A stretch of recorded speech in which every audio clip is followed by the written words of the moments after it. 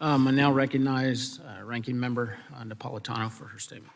Thank you, Mr. Chairman. I rise with very strong opposition to this resolution of disapproval. Clean water was not always a partisan issue, and no issue has more support among American families than the protection of our nation's waters. Now is the worst time to lower our guard on protecting clean water, as over half of the United States are experiencing drought conditions.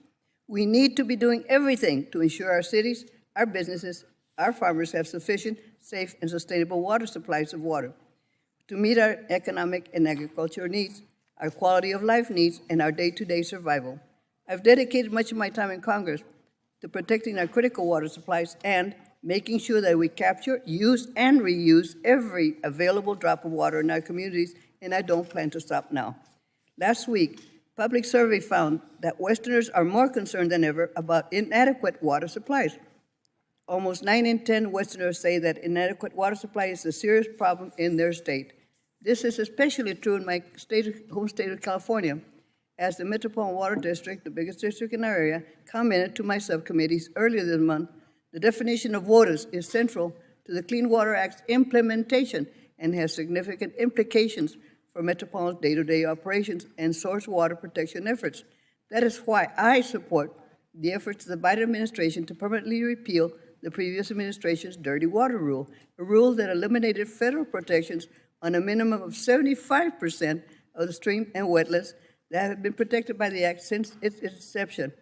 These waters and wetlands are critical to capturing and storing rain and snowmelt to ensure long-term water supply and recharge our underground aquifers. Yet the Dirty Water Rule limited or eliminated protections over waters that provide a source of drinking water to over 117 million Americans.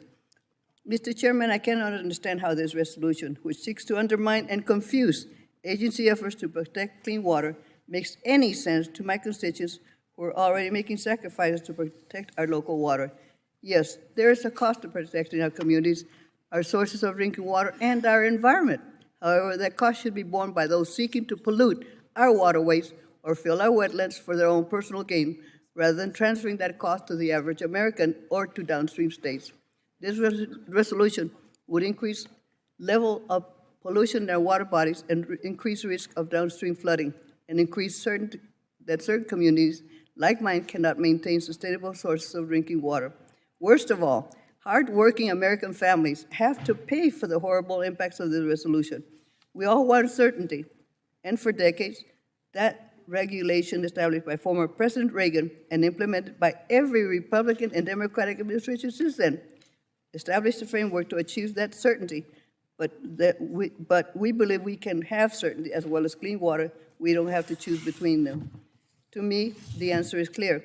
The Biden rule provides the best available option to balance the need for protecting our waters with the desire for familiarity and workability within the constraints of the law and interpretations of the Supreme Court. This resolution achieves none of those outcomes and only likely to make it worse, not better. I strongly oppose this resolution and urge my colleagues to vote against it and yield back the balance of my time.